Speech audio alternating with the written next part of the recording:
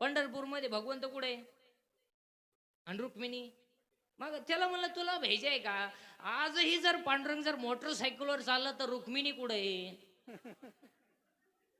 उलटी आमची रुक्मिणी अंतर सोडू नये, ही रुक्मिणी पांडुरंगाच्या माग बसते, पांडुरंगाची मांडी दाबते, मधून मुंडक पुढं काढते आणि पांडुरंगाला सांगते लेफ्ट राईट स्पीड ब्रेकर पलटी. सरकली पांडुरंगाच्या गुडघ्याची वाटी आणि त्याला विचारलं काय झालं? कुत्र हाडू आलं. कुत्र शिजन सोडून रोडवर येत नाही. अरे भाऊ तूच कुत्री आडवी आली.